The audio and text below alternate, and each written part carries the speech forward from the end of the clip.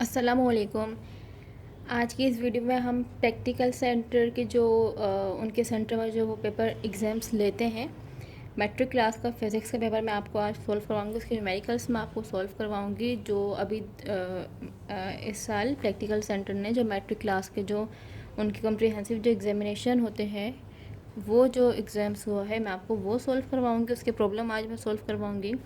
तो हम स्टार्ट करते हैं। ये कुछ मेरे पास ये मोबाइल, ये मैंने प्रिंट आउट निकलवाया था, इसका थोड़ा सा ब्लैक हो गया, ठीक है। तो ये हमारे पास क्या है, ये प्रैक्टिकल सेंटर की कॉम्प्रिहेंसिव एग्जामिनेशन है 2021 का फिज़िक्स क्लास 10, ठीक है। ये मेरे पास है सेक्शन ए और उसके बाद ये है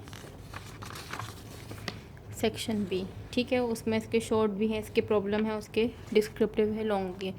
तो आज जो मैं आपके साथ मतलब जो शेयर करने जा रही हूँ वो है हमारे पास पार्ट बी न्यूमेरिकल्स का। तो हम स्टार्ट करते हैं आज की वीडियो। लेकिन अगर आपने अभी तक मेरा चैनल सब्सक्राइब नहीं किया है तो आप काइंडली पहले से सब्सक्राइब कर दें, उसे लाइक करें, शेयर करें, और ताकि इसके बाद जो मैं है इसकी जो प्रॉब्लम है वो मैं पार्ट में बनाऊंगी। मतलब इसमें और करके है तो तकरीबन एक प्रॉब्लम में, मतलब एक सवाल में 2 या 3 इसके पार्ट हैं। तो एक एक पार्ट करके मैं आपको ये समझाऊंगी सारे प्रॉब्लम। तो इस तरीके से इसके 4 या 5 पार्ट बन जाएंगे प्रॉब्लम के, ठीक है। तो आपको ये सारे प्रॉब्लम देखने के लिए आपको ये 5 पार्ट देखने पड़ेंगे, सही। तो हम स्टार्ट करते हैं आज की वीडियो। हो सकता है कि आपको ये सही से ना दिखे ये पेपर, क्योंकि ये मैंने प्रिंट आउट निकलवाया था, मोबाइल में मेरे पिक थी, तो इस वजह से ये कुछ इतना डार्क हुआ है। लेकिन मैं आपको पढ़ के बता देती हूँ कि इसमें लिखा क्या है। जो यहाँ पे पार्ट बी है न्यूमेरिकल्स, उसमें हमें क्वेश्चन नंबर 7 में क्या लिखा है, the mass of an electron is 9.11 exponent minus 31 kg, ठीक है। हमें क्या गिवन है, मास गिवन है इलेक्ट्रॉन का कितना, 9.11 exponent minus 31 kg। Convert it into gram, milligram, microgram and centigram. इसे हमें क्या करना है, इसे हमें कन्वर्ट करना है ग्राम में, मिलीग्राम में, माइक्रोग्राम में एंड सेंटीग्राम में। और ये जो प्रॉब्लम है वो है हमारा चैप्टर 2 का, बुक का ही प्रॉब्लम है ये 2.2, ठीक है। ये बुक का प्रॉब्लम है 2.2। अगर आपको यहाँ पर नहीं नज़र आ रहा सही से तो आप बुक खोलें, बुक में प्रॉब्लम 2.2 खोलें, वो आपको ये मिल जाएगा। तो आइए अब हम इसको सॉल्व करते हैं। तो मैं इसका बना लेती हूँ डेटा। ये हमारे पास है 7 का, ठीक है।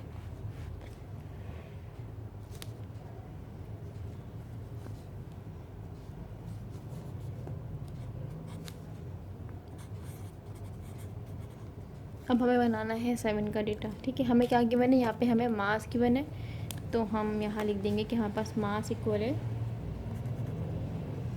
कितना, 9.11 एक्सपोनेंट माइनस 31 kg। ये हमें यहाँ पे मास गिवन है। अब हमें क्या करना है, इसे हमें ये हमें केजी में गिवन है, हमें क्या करना है, इसको कन्वर्ट करना है किस में, ग्राम में, मिलीग्राम में। मैं यहाँ लिख देती हूँ रिक्वायर्ड में कि हमें किस में फाइंड करना है इसको। हमें इसको मतलब कन्वर्ट करना है, ग्राम में करना है, मिलीग्राम में करना है, माइक्रोग्राम, उसके बाद है सेंटीग्राम, ठीक है। हमें इलेक्ट्रॉन का मास गिवन है, उसे हम केजी में गिवन है, हम उसे ग्राम में कन्वर्ट करेंगे, then milligram, microgram and centigram. तो इसमें कन्वर्ट करने से पहले हमें इसका रिलेशन मालूम होना चाहिए कि एक किलोग्राम में कितने ग्राम होते हैं, या ये जो रिलेशन है वो कितना है, ठीक है। तो हम इसको सॉल्व कर लेते हैं।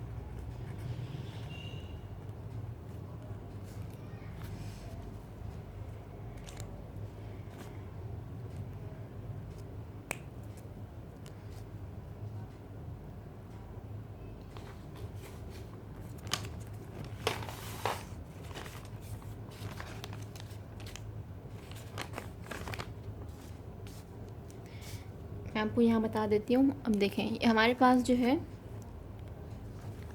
1 kg में 1000 ग्राम होते हैं, ठीक है। 1 kg में कितने होते हैं, 1 kg में 1000 ग्राम होते हैं। और हमारे पास उसके बाद कितना होता है, एक होता है हमारे पास मिलीग्राम, फिर होता है कितना, माइक्रोग्राम। तो हमारे पास कितना है, 10 की पावर 1 ग्राम में कितना होता है, 1 ग्राम में 10 की पावर 3 मिलीग्राम होता है, सही। अब मैं इसी से वो कर रही हूँ, और 10³ मिलीग्राम है ना, तो और 1 मिलीग्राम में 10³ ही माइक्रोग्राम होते हैं, और 1 माइक्रोग्राम में 10³ नैनोग्राम होते हैं। अब देखिए जो है ये रिलेशन, ये 3 का है, आप इस तरीके से देख सकते हैं।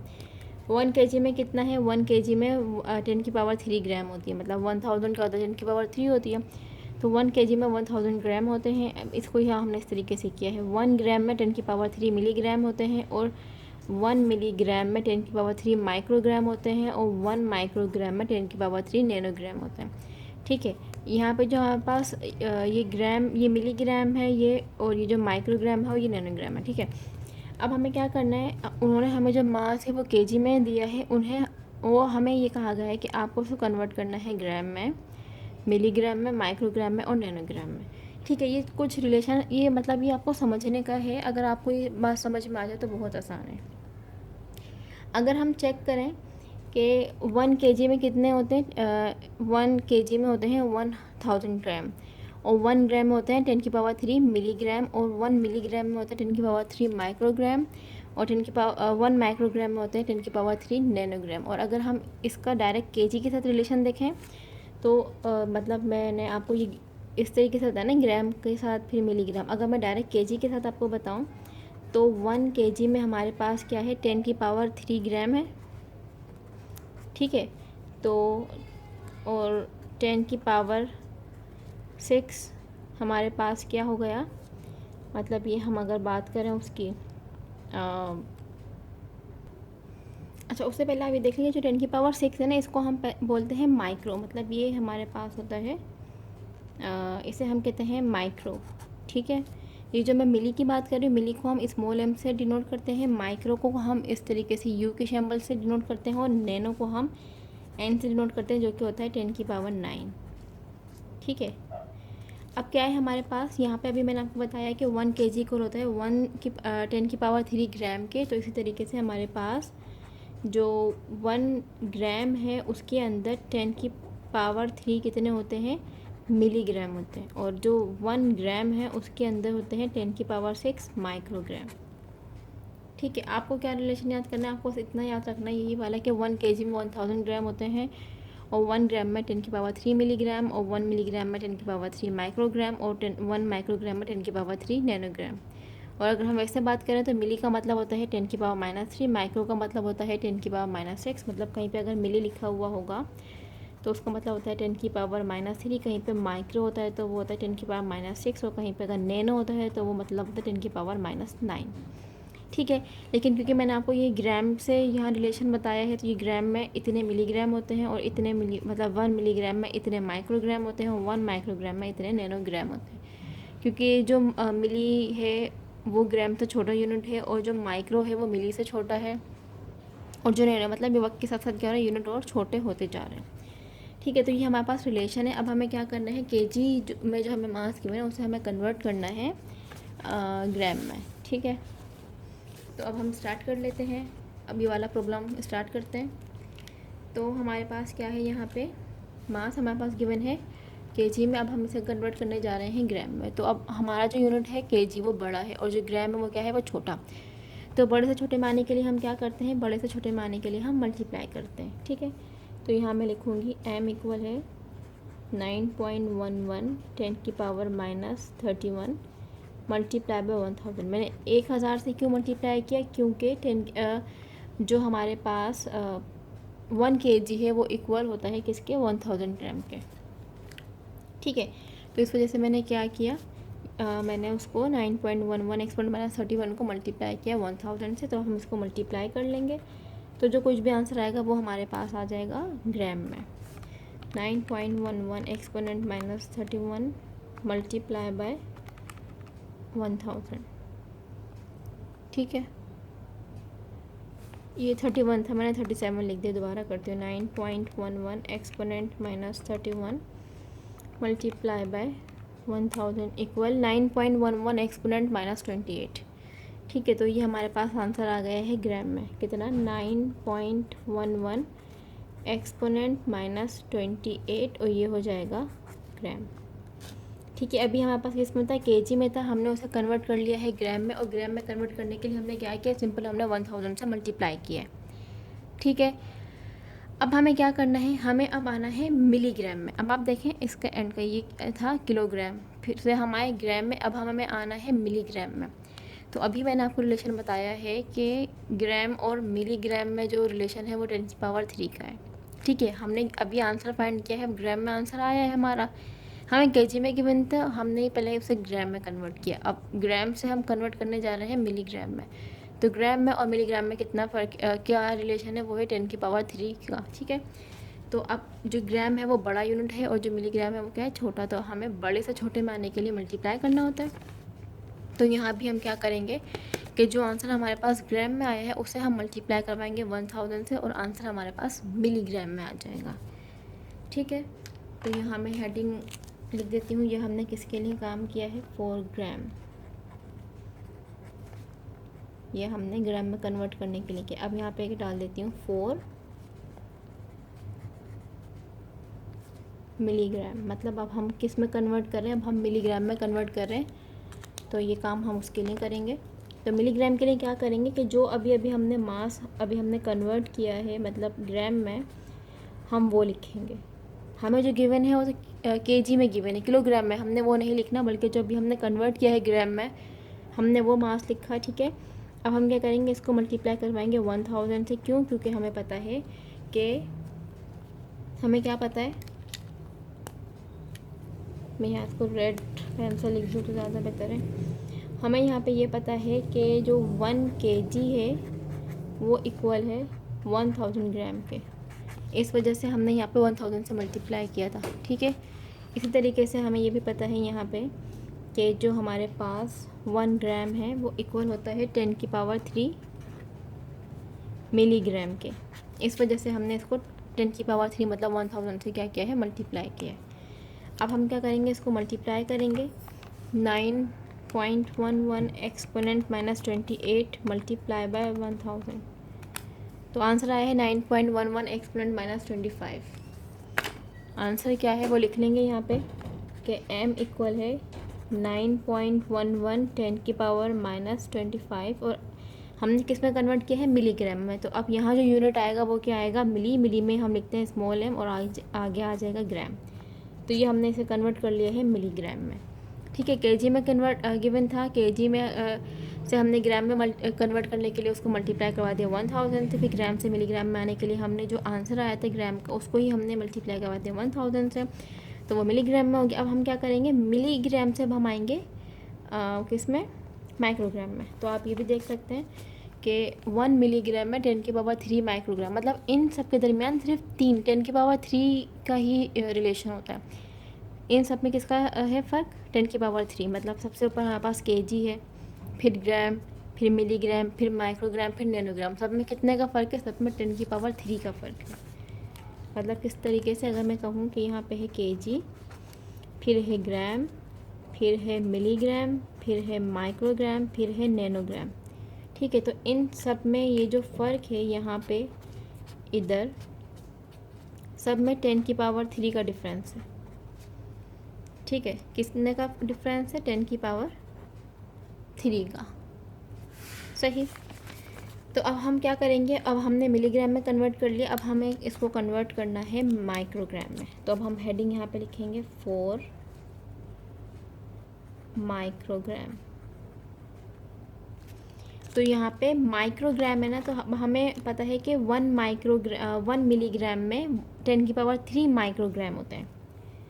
तो हम क्या करेंगे, हमने अभी जो कन्वर्ट किया था मिलीग्राम को, हम वो लिखेंगे 10⁻⁻25, और इसे हम मल्टीप्लाई करवा देंगे 1000 से। क्यों करवाएंगे, क्योंकि हमें पता है कि 1 मिलीग्राम में 10³ माइक्रोग्राम होता है। ठीक है, ये बात हमें पता होनी चाहिए, ये बस 3 का रिलेशन आता रहेगा सब में, और इसीलिए हम क्या करते रहेंगे, जो आंसर आता रहेगा उसी को हम मल्टीप्लाई करवाते रहेंगे 1000 से। तो इसी को हम मल्टीप्लाई करवाएंगे 1000 से, तो आंसर आया है 9.11 एक्सपोनेंट -22 माइक्रोग्राम। तो यहाँ पे हम लिखेंगे m इक्वल है 9.11 10 की पावर -22 और यहाँ पे यूनिट क्या हो जाएगा, माइक्रोग्राम। अच्छा, काफ़ी बच्चे मुझे बोलते हैं कि साइंटिफिक कैलकुलेटर अलाउ नहीं होते हैं, आप सिंपल कैलकुलेटर यूज़ किया करें। तो अब अभी मैं इससे ही बता रही हूँ, लेकिन अब जब ये मेरे प्रॉब्लम कंप्लीट हो जाएंगे तो उसके बाद मैं एक वीडियो इस पर अपलोड करूँगी जिसमें हम सिंपल कैलकुलेटर से मल्टीप्लाई करना सीखेंगे। ठीक है, मैं सिंपल कैलकुलेटर यूज़ करूँगी उसमें, और उसमें आपको जो है मल्टीप्लाई करना सिखाऊँगी सिंपल कैलकुलेटर से हम किस तरीके से मल्टीप्लाई करते हैं। ठीक है, तो अभी तो आप इसको इस कैलकुलेटर से ही देख लें, क्योंकि ये वीडियो बहुत लेंथी हो जाती है अगर मैं अभी सिंपल कैलकुलेटर यहाँ पे यूज़ करती हूँ। तो उसका मैं आपको जो है पूरा मतलब मैं आपको समझाऊंगी, तो उस पर भी एक वीडियो मैं ज़रूर अपलोड करूँगी। ठीक है, तो अब हमें क्या करना है, हमने जो है ग्राम में कन्वर्ट कर लिया, मिलीग्राम में कन्वर्ट कर लिया, माइक्रोग्राम में कन्वर्ट कर लिया। अब हमें कन्वर्ट करना है सेंटीग्राम में। और यहाँ मैंने आपको कोई रिलेशन नहीं बताया था सेंटीग्राम का। यहाँ देखें आप, केजी है, ग्राम है, मिलीग्राम है, माइक्रोग्राम है, लेकिन मैंने यहाँ पे आपको सेंटीग्राम का कोई रिलेशन यहाँ पे मैंने आपको नहीं बताया। ठीक है, तो उसका रिलेशन क्या है हमारे पास कि उसमें 1 ग्राम में 10 की पावर 2 सेंटीग्राम होता है। 10 की पावर 2 का मतलब क्या होता है, 10 की पावर 2 का मतलब होता है 100 सेंटीग्राम। ठीक है, 1 ग्राम में कितने होते हैं, 10 की पावर 2 मतलब 10 की पावर 2 का मतलब होता है 100 सेंटीग्राम होते हैं। तो हमें क्या करना है, अब हमें सेंटीग्राम में कन्वर्ट करना है। तो ये जो रिलेशन मैंने आपको बताया सेंटीग्राम को ग्राम के साथ बताया, ना कि मिली, ना माइक्रो, ना नैनो। यहाँ पे जो मैंने रिलेशन बताया आपको वो बताया है ग्राम का सेंटीग्राम में। तो हमें क्या करना है, सेंटीग्राम में कन्वर्ट करने के लिए जो ग्राम में जो आंसर आया था ना, उसको हम क्या करेंगे, मल्टीप्लाई करवा देंगे 100 से, ताकि हमारा जो आंसर है वो किस में आ जाएगा, वो सेंटीग्राम में आ जाएगा। ये बात समझने वाली है। अभी मैंने आपको बताया कि जो जो आंसर आता रहे बारी बारी को उसको 1000 से मल्टीप्लाई करवा दें, क्योंकि यहाँ पे हमारे पास जो रिलेशन था वो यही था, ग्राम के साथ मिलीग्राम का, फिर मिलीग्राम के साथ माइक्रो का, माइक्रो के साथ नैनो का। लेकिन अभी जो हमें फाइंड करना है वो है सेंटीग्राम का ग्राम के साथ, और ये रिलेशन हमें क्या करना है, मतलब 100 है इसका।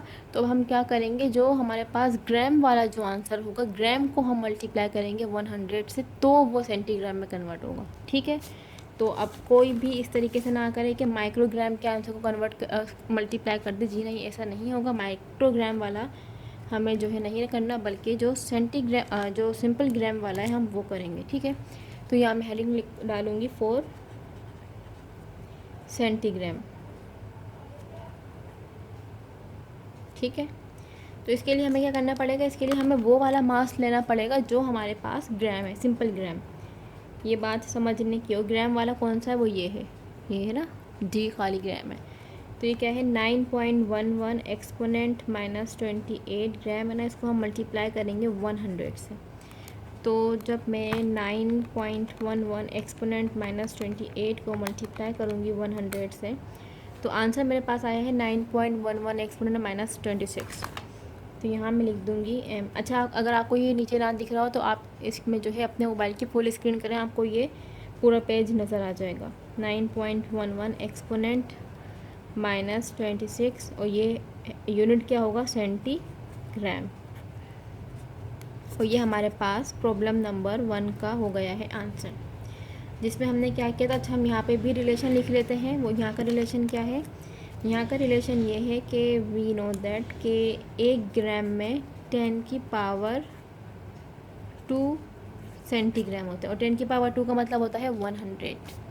ठीक है, अब ये दोबारा देख लेते हैं कि हमें केजी में गिवन था, और केजी से हमें फिर आना था ग्राम में, फिर मिलीग्राम में, फिर माइक्रोग्राम में, और इन सब के दरमियान 10 की पावर 3 का डिफरेंस था। तो इसीलिए हमने क्या किया कि जो केजी में गिवन था उसको मल्टीप्लाई किया 1000 से, आंसर ग्राम में आ गया। अब जो ग्राम का आंसर आया था उसको हमने दोबारा 1000 से मल्टीप्लाई किया, तो आंसर मिलीग्राम में आ गया।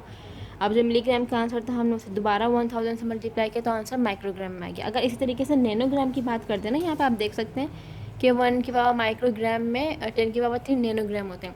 तो अगर हमें नैनोग्राम का भी फाइंड करना होता तो मैं क्या करती, जो माइक्रोग्राम का जो आंसर है ना, इसी को मैं दोबारा मल्टीप्लाई करवाती 1000 से, तो आंसर आ जाता नैनोग्राम में। लेकिन नैनोग्राम हमसे पूछा नहीं था, तो इस वजह से हमने ये नहीं किया। लेकिन हमसे सेंटीग्राम पूछा था। अब क्योंकि सेंटीग्राम का रिलेशन क्या है कि 1 ग्राम में 10 की पावर 2 सेंटीग्राम, या मतलब 100 सेंटीग्राम होते हैं, तो इस वजह से मैंने जो आंसर ग्राम वाला आया था उसी को मैंने मल्टीप्लाई किया 100 से, माइक्रोग्राम वाले को नहीं किया, क्योंकि मैंने माइक्रोग्राम का रिलेशन नहीं बताया था बल्कि सेंटीग्राम का ग्राम से बताया था। इसी वजह से मैंने ग्राम वाले को मल्टीप्लाई कर दिया है 100 से। उम्मीद करती हूँ ये वाला प्रॉब्लम आपको समझ आ गया होगा। अगर आपको ये फिर भी समझ में ना आए, आप 2 से 3 बार ये वाला जो है इसकी वीडियो देखें, आपको समझ आ जाएगा। ठीक है। अच्छा, ये इसमें हम देखते हैं, ये हमने किया है इसका प्रॉब्लम का, ये क्वेश्चन नंबर 7 था। अच्छा, उसमें फिर है और करके भी दिया हुआ है। ठीक है, ये आपको दिख रहा होगा, ये और करके भी दिया हुआ, मतलब इसमें इन्होंने हर एक सवाल में और करके दिया हुआ। बस एक ये क्वेश्चन नंबर 7 है जिसमें इन्होंने 2 दिए हुए हैं, लेकिन बाकी तमाम उसमें 3 प्रॉब्लम गिवन है। मतलब क्वेश्चन नंबर 8 में भी 3 प्रॉब्लम है, 9 में भी 3 प्रॉब्लम है, 10 में भी 3 प्रॉब्लम है और 11 में भी 3 प्रॉब्लम है। लेकिन 7 में यहाँ 2 प्रॉब्लम है। एक मैं आपको करवा चुकी हूँ जो कि हमारे पास बुक का 2.2 है। ठीक है, मतलब चैप्टर नंबर 2 का सेकंड प्रॉब्लम है ये। अब हम चलते हैं इसके और की तरफ। जो और कौन सा है वो है चैप्टर नंबर 3 का प्रॉब्लम। तो वो क्या है, ये हमारे पास है प्रॉब्लम 3.8, मतलब चैप्टर नंबर 3 का 8 प्रॉब्लम है ये। आप बुक में देख सकते हैं, यहाँ पे अगर आपको सही से नज़र ना आए तो आप बुक खोलें, बुक में लिखा होगा। मैं यहाँ पे इसको पढ़ के बता देती हूँ कि क्या लिखा है। A bus is moving with a velocity of 72 kilometre per hour. की एक बस है, वो क्या कर रही है, वो 72 किलोमीटर पर आवर की वेलोसिटी से मूव कर रही है। और ये बात मैंने आपको बताई थी जब मैंने चैप्टर नंबर 7 के प्रॉब्लम समझाए थे, सॉरी, जब मैंने चैप्टर नंबर 3 के प्रॉब्लम समझाए थे, तो मैंने आपको ये कहा था कि अगर वेलोसिटी से पहले विद लिखा हुआ होगा तो विद का जहाँ पर भी विद आएगा तो आप समझ जाइएगा कि वो इनिशियल वेलोसिटी है। ये मैंने कहा था, ये सिर्फ चैप्टर नंबर 3 के लिए मैंने आपको एक पहचान बताई है, हर जगह इसको अप्लाई आपको नहीं करना है। तो यहाँ पे क्या लिखा है, अब बस is moving with a velocity. अब क्योंकि ये विद अ वेलोसिटी हो गया तो इस वजह से ये क्या है, ये इनिशियल वेलोसिटी है। और कितनी है, 72 किलोमीटर पर आवर। तो इसका हम बना लेते हैं डेटा, और ये मैं यहाँ पर लिख देती हूँ कि ये हमारे पास 7 का और, मतलब ये हम 7 ही कर रहे हैं, ये 7 ही है। ये इसका और जो और करके है ना, ये वो वाला है। ठीक है, इसका हम डेटा बना लेते हैं। सही। तो इसमें जो है हमारे इनिशियल वेलोसिटी गिवन है कितनी, 72 किलोमीटर पर आवर है। तो इनिशियल वेलोसिटी हो गई 72 किलोमीटर पर आवर। सही। उसके बाद क्या है, हमें आगे देखते हैं।